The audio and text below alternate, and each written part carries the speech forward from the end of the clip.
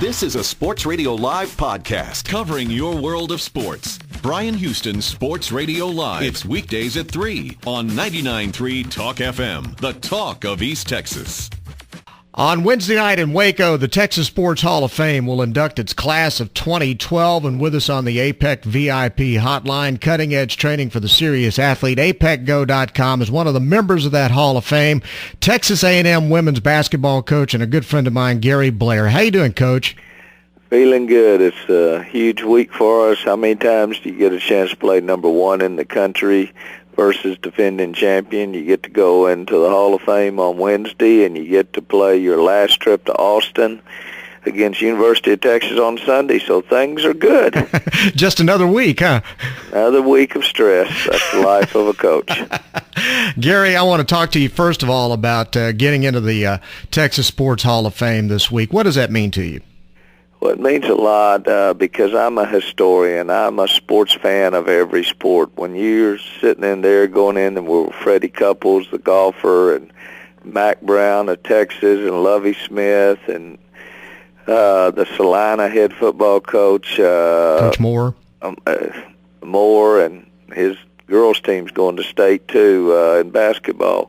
You just get pumped up. These are your idols when you start looking at who's in there. And in women's basketball, you got Kim Mulkey, Marcia Sharp, and Jody Conrad in there. So A&M's just getting their little piece of the pie in there. I'm excited about it, but I'm also going in there with another Aggie, Sean Andaya, who was the all-time best softball player, and it's going to be the first softball player in the Texas Sports Hall of Fame. Very cool, very cool. When you started out your coaching career, coaching high school girls basketball, did you ever envision anything like this happening? Oh, no, because when I first started out, I was waiting around for a baseball job, and 73, 74, the girls came over next door and asked me if I would coach them, because that's when it just started in the large cities. And so I decided go ahead and do it. There wasn't a coaching job available besides my intramural program, and I was coaching the golf team, so I jumped on it. Then the next year, they paid me for it. And so I got hooked, and then in 77, we won our first state championship, the first all-black team to win a state championship from an all-black school, and it was very special. It meant so much to the community. It meant so much to me. And then that spring, I turned down the chance to be the head baseball coach. So I found my calling, and it was women's basketball, and they've helped make me a better coach and a better man. I was going to ask you, at that point early in your career, I mean, there weren't a lot of schools playing women's basketball, and the ones that were playing 3-on-3 and all that. So was there ever a point at that point in your career where you were thinking, I think I'm going to go coach guys? Not really. The guys back then, yeah, it's the same game. I was coaching 6-on-6 just like I'd coach 5-on-5, but I knew in 1979 we were switching over, and I was one of the few coaches that was excited to switch over. A lot of the old hands, they don't want to try anything new. And I said, hey, it's what the girls want. It's what's good for the sport. It's what the colleges are playing. And so we switched over, and I think all the other coaches said, hey, shouldn't have second-guessed myself. So it's good, but the boys' game is there, but I enjoy what I'm doing, and I'm not embarrassed to say I'm a women's basketball coach. I feel good about that. Good for you. Now, you took an SFA program. I know you coached Louisiana Tech as an assistant, and they had powerhouse teams all the years you were there. When you took over at Stephen F. Austin, you took over a program that was literally in the ditch and turned that thing around. You took a women's team at Arkansas to the Final Four. You win the national championship at Texas A&M. What's the secret to your success? Hiring good people to be your assistant coaches, recruiting kids from winners, from winning programs that know what hard work's all about, outworking people in the recruiting trail. Back then at Stephen F., you could go out every night if you had the money There was no how many times you could go out, and I was out every night, and Candy Harvey was my assistant, and Nell Fortner then came 2 years later. We had a great staff, and we just worked it hard in East Texas and Dallas and Houston and found the players that we needed, and we were doing it with all Texas kids back then. Wow. Would it be possible for SFA to ever get back to that level again, or is it just the game just changed too much and the money's just too big now? Well, they can get to the NCAA tournament, but it's harder. You see the Louisiana Techs, the Old Dominions, the Stephen F., the Long Beach, and the Western Kentuckys. Those were the powers back then in the 80s. It changed when they started putting the money into the University ofs. Yes, you could still be the Gonzagas, the Milwaukee Green Bay, which they're winning at the high level. Those programs have a chance to get to Sweet 16s.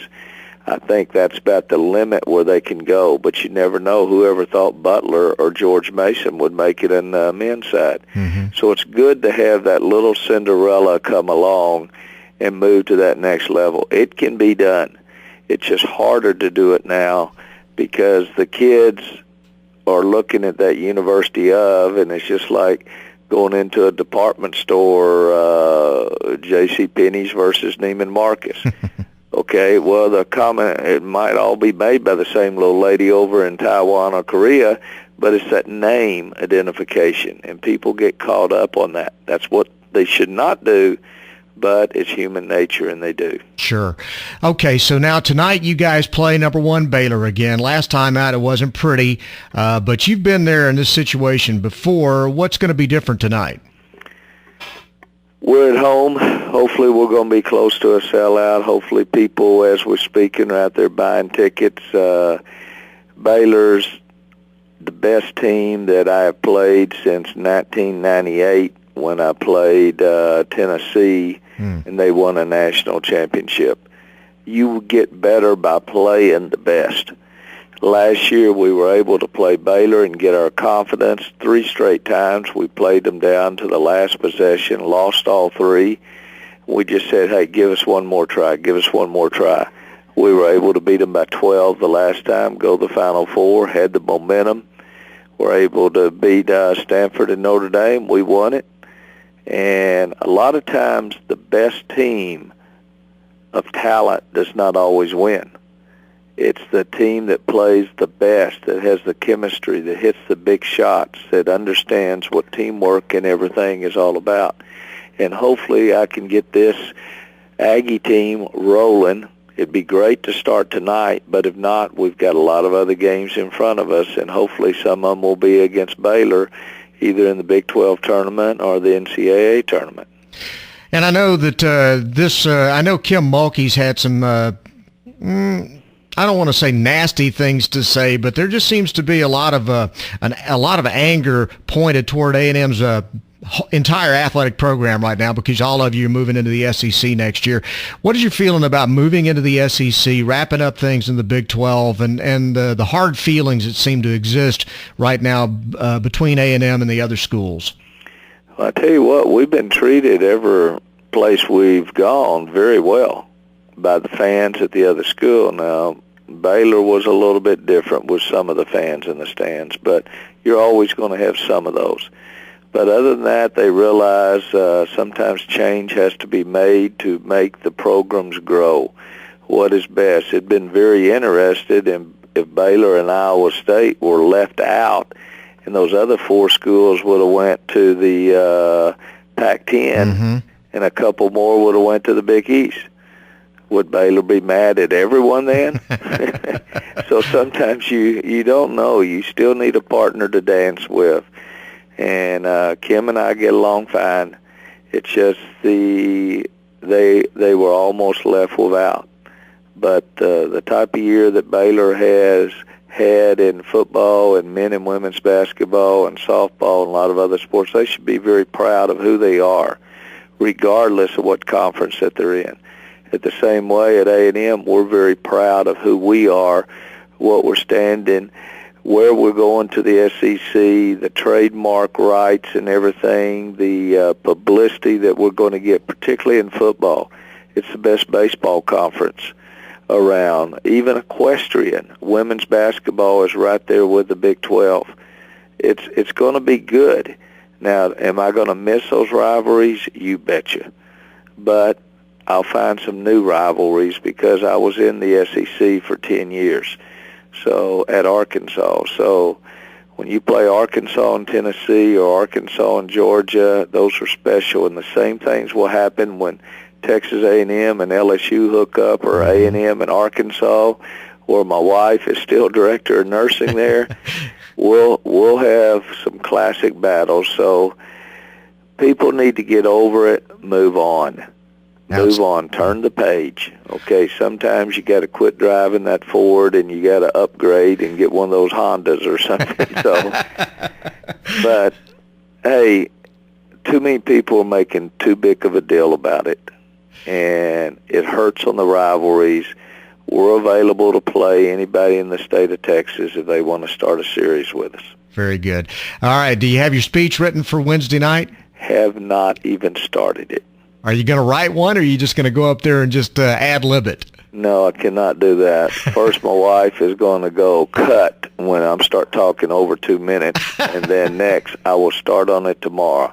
I've had Texas Tech on Saturday, and I've had Baylor tonight. And so I would not do any justice to my team if I was worried about a speech. But tomorrow, I'll put some thoughts down and try to remember all the people who have helped me along the way. And it's been a lot of great people. Well, Gary, we do want to congratulate you. I can't think of anybody more deserving, and it's an honor to call you my friend, and very proud for you and excited for you on Wednesday night.